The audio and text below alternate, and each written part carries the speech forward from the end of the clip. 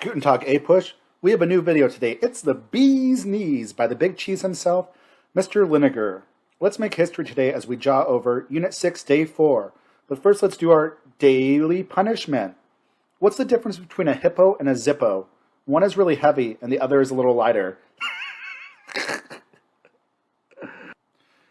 Key terms for today, kiddos. The Zimmerman note, the 14 points, George Creel, the Committee on Public Information, the Espionage and Sedition Act, Schenck v. United States, the League of Nations, the Irreconcilables, Henry Cabot Lodge, Warren Harding, the Return to Normalcy, the United States Food Administration, the Treaty of Versailles, Liberty Bonds, Herbert Hoover, Volunteerism, Victory Gardens, Doughboys, the War Industries Board, Bernard Baruch, the IWW, Chateau Thierry, the Argonne Forest, Blackjack Pershing, the 19th Amendment, Alice Paul, the National Women's Party. We're going to go over we're going to talk about events leading up to America's deciding to declare war on Germany and its significance, free speech during World War I, home front and economic changes during World War I, major battles that America fought in World War I, and the components of the Treaty of Versailles and how the Americans reacted to the Treaty of Versailles. The League of Nations vote and its influence on American politics. So let's talk about war on Germany. America was quote unquote neutral in World War I from 1914 to 1917, but we were low-key never neutral. We gave billions of dollars of supply money to the Allies. The majority of people supported the Allies. We also hampered the German war effort by trying to get them to stop doing submarine warfare. They were doing submarine warfare because Britain was trying to starve them to death with their blockade. In 1917, the German foreign minister realized that America was going to go to war with Germany again because Germany was about to do submarine warfare. So he wanted Mexico to be on Germany's side. So he tried to write a secret note to Mexico, telling Mexico that if they went to war with America, Mexico would get Texas, New Mexico, and Arizona. The problem was that Britain deciphered the Zimmerman note and they gave it to America. And we were pretty outraged that Germany was trying to get another country to attack us. Then Germany will sink 4 unarmed ships. They're going back to doing unrestricted submarine warfare. So in 1917, the United States will declare war to make a war safe for democracy, even though Britain and Russia were not democracies. This is a cartoon showing how the British used the Americans as human shields. Can't you see I'm a bloomin' Yankee? This is the Zimmerman Telegraph. So when Wilson, remember Wilson was idealistic. When he entered World War I, he wanted to make this the war that end all wars. He wanted there to be no wars after World War I. So he created 14 points of what his idea of what a treaty should look like. He wanted to form a League of Nations, a league where countries could join to prevent future wars. He wanted self-determination for all minority people, all colonies, even though he didn't believe for that for blacks. He wanted freedom of the seas. He wanted to reduce the armaments, self-determination for subject people, removal of international tariffs, changed boundaries so it matches the majority ethnicity. He wanted no secret diplomacy and fair adjustment of colonial claims. This is how Wilson saw the world. He can get everybody to dance to his tune. So, during World War I, free speech is going to go away. And Congress will pass the Espionage and Sedition Act in 1917. It will limit criticism of the war. You can be arrested for criticizing the war and trying to go against the draft. They will prosecute Eugene Debs, and he'll go to jail for violating the Espionage and Sedition Acts. Remember, in American history, we've gotten rid of freedom of speech before, like the Alien and Sedition Act. Lincoln did it during the Civil War as well. George Creel would be put in charge of the Committee on Public Information.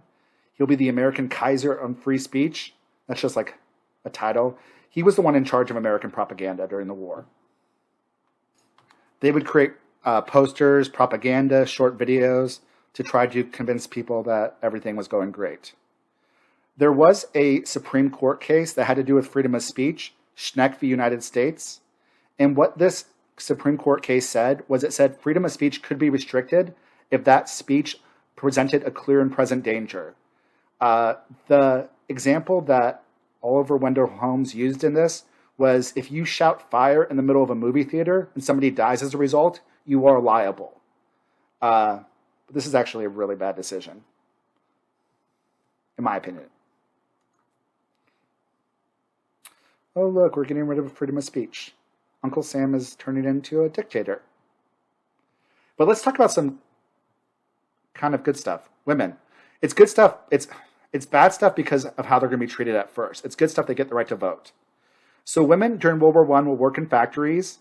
They will fight. They'll be in the armed forces and Army and Navy nurse groups. They're technically part of the armed forces. They will get the right to vote.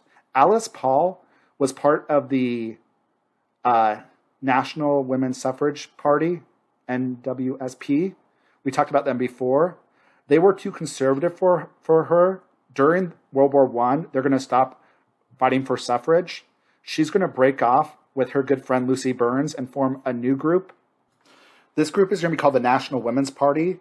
They're not going to stop protesting for women equal rights even during wartime. So a lot of people see them as disloyal, but they're really legit. They'll actually protest outside of the White House during wartime, and people will beat them up. They'll be arrested, even though they have a right because of freedom of speech. What's going to happen is like Alice Paul and some of the big suffrage leaders of the National Women's Party will be arrested. They'll be put in jail. They're going to go on a hunger strike, which is a nonviolent method that people did throughout history. They're going to be force-fed. They're going to stick tubes up their noses and feed them egg yolk to prevent them from dying. Eventually, how the women were being treated is going to get out. It's going to make Wilson look really bad, which he was. And it will turn more public support towards women's suffrage. But Alice Paul is amazing. She was a Quaker. And this is like when they protested outside the White House, they were trying to be confrontational. They called him Kaiser Wilson. The Kaiser is like the German leader, basically pointing out his hypocrisy, how he's supporting in the 14-point self-determination, but 20 million women don't have the right to vote. Yeah. All right. During World War I, Herbert Hoover will be put in charge of the United States Food Administration. He'll give food to areas that were kind of going, like, we're facing starvation, like in Belgium. He's considered the savior of Belgium. The name of the American soldiers that fight in World War I were doughboys. They were conscripted, the first conscription, so draft, since the Civil War. Men would fight from ages 18 to 45. One of the reasons they were called doughboys is they were a little bit chubbier than their European counterparts. They hadn't been fighting in the last 3 years. Women will be admitted to the armed forces in nurses and stuff. African Americans will serve in World War I in segregated units. America goes to war in 1917. We won't send our first soldiers into the battles until 1918. They will be replacements. Americans will fight in France, Belgium, and Russia. Even though we do fight for around 6 months, the major contribution America does in World War I is offering supplies, weapons, munition, food, and money. Here's some of the doughboys.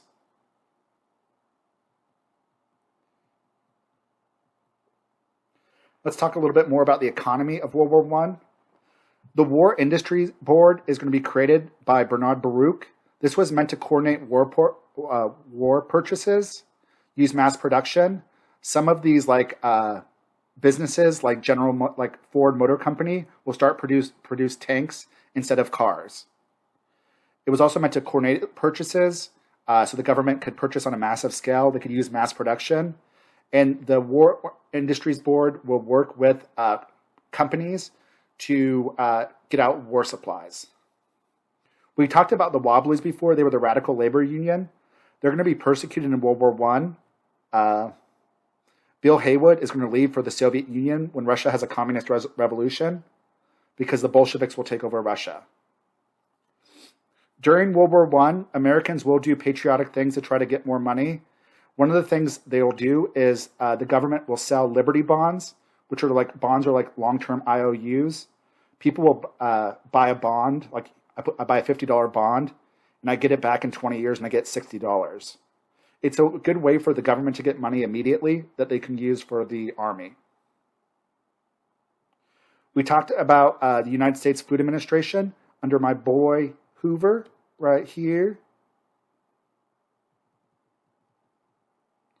He's going to provide food and aid for Belgium. As far as America goes, we want a lot of that food that we're growing in our country to go overseas. So in other European countries, they will be rationing and stuff. America is not going to do a lot of rationing in World War I. We're going to do something called volunteerism. Volunteerism is where we encourage Americans like not to eat meat on Mondays, meatless Mondays. We encourage people not to eat wheat on Wednesdays, wheatless Wednesdays. We encourage people to plant their own gardens so that way that our vegetables and fruit can go to the soldiers overseas. And we even use propaganda. We call them victory gardens. So during World War I, there'll be a lot of like propaganda and like announcements for volunteerism to encourage Americans to not eat certain foods and to plant their own stuff, to make victory gardens. Yep, wheatless, one meatless. Wheatless, meatless, wheatless, meatless, porkless, wheatless. There we go. And the U.S. Food Administration also not only gave food overseas, it also dealt with this kind of stuff right here. They use propaganda to try to encourage people to do this. Let's talk about some of the big battles of World War I.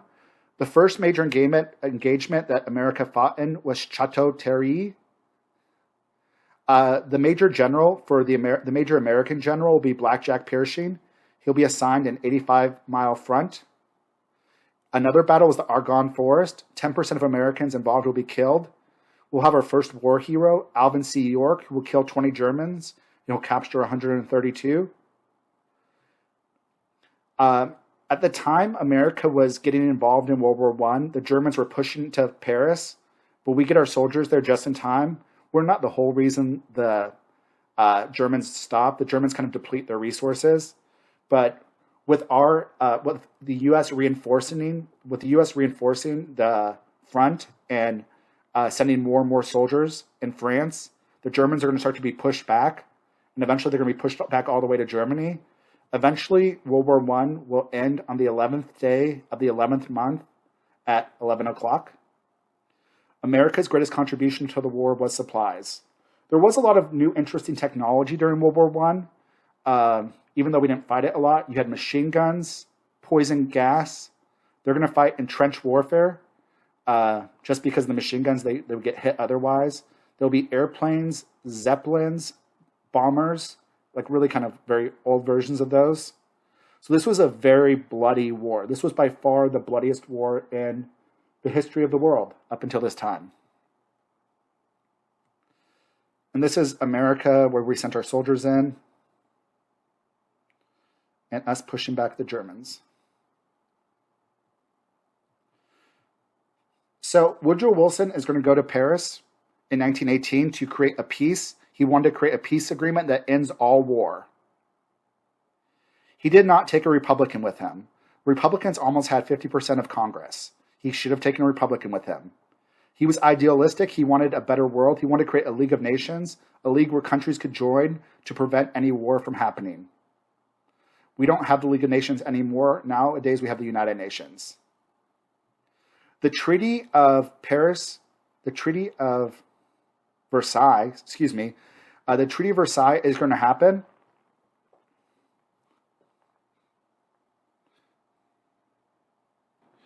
Even though Wilson wanted the Treaty of Versailles to be very idealistic and not to punish any country, it's going to be very harsh towards Germany, the Treaty of Versailles will. One of the acronyms for the Treaty of Versailles is BRAT, B-R-A-T. That's what some of you are. The Treaty of Versailles is going to blame Germany. Germany has to take full responsibility for the war. They have to pay millions of dollars in reparations. They have to give up a lot of their arms. They have to have an army of only 100,000. They have to get rid of their Navy for the most part and get rid of their Air Force. That's R, A, and T. They lose a lot of their territory. They lose like almost all their colonies, and they lose some of their land in Germany. So the U.S. Senate is going to come. Wilson's going to come back from Paris with the Treaty of Versailles. Out of the 14 points, the only thing that Wilson really got was the League of Nations.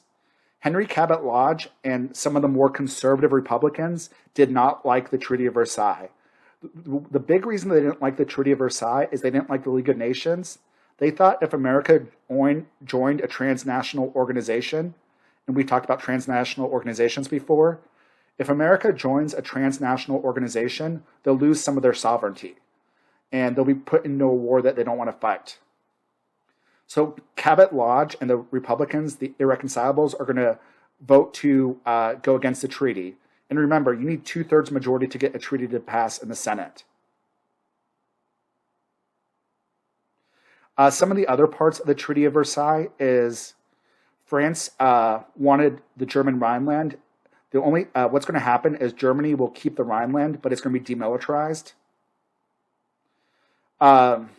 America promises in the Treaty of Versailles that if Germany attacks France, Great Britain and U.S. would aid them, which a lot of American senators don't like. Japan wanted some of the German islands in the Pacific, and they get some, but they're controlled by the League of Nations. So Japan's going to be very bitter about this after World War I. Here is Wilson's greeting in Paris.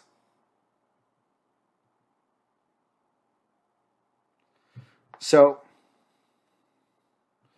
when Germany Germany is not innocent. If Germany would have won the war, they would have been just as harsh as Britain and France was. Russia wasn't involved in the war because Russia went through a communist revolution during this time. So Germany would have been just as harsh. But they thought that because of the 14 points, it would be less harsh. But really, this treaty was meant to punish Germany. Wilson's going to be forced to compromise for the Treaty of Versailles. He's going to be seen as a fallen idol. The German army will be reduced to 100,000. They'll limit the Navy, no Air Force. They'll lose land to Poland. They'll lose all their colonies. They have to sign the War Guilt Clause and reparations. Remember, brat. So, even though the treaty is voted down, there's about to be a new election, and Wilson is hoping that if the Democrats are elected, then the treaty could be voted in the second time. So Wilson's going to go on a speaking tour to support the Treaty of Versailles, to try to convince people to support the Treaty of Versailles. He's going to collapse of exhaustion and have a stroke, and he won't meet with his cabinet for the next 7 months. His wife is actually going to run the country for the next 7 months. It's kind of scary. Not the fact that a woman's running the country. It's scary the fact that somebody that's unelected was running the government. The treaty will be defeated by the Senate again. Wilson wanted all or nothing. He was unwilling to compromise. He was not pragmatic. He got nothing. In the election of 1920, the Republicans will nominate Warren G. Harding. He wants to do isolationism. He wants to get away from European affairs. Like a lot of Americans, even by this time, were thinking that we went to war for no reason. That was kind of pointless.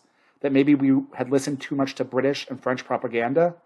He also wanted to go away from the progressive era reforms and make America like how it was in the good old days of the Gilded Age. The Democrats nominated Cox, and he will get smashed by Harding. This will be the death sentence for the League of Nations. This will be the collapse of the Treaty of Versailles. America will not be there to support it. One of the crazy things is the League of Nations is not going to work. When Hitler gains power, the League of Nations is created, and most of the European countries join the League of Nations. But the League of Nations has some big problems. It has no army. So when countries act a fool and try to invade other countries, the League of Nations, all they could do is say, please stop, please don't attack, that's mean, don't attack us. But they can't really do anything. Also, after World War I, the United States was the most powerful nation in the world. I'll say that again. After World War I, America had the largest army, the second largest navy, and by far the largest economy in the world. We were the most powerful nation in the world. But America never joined the League of Nations. So if the most powerful country doesn't join the League of Nations, that really kind of is a death sentence for it.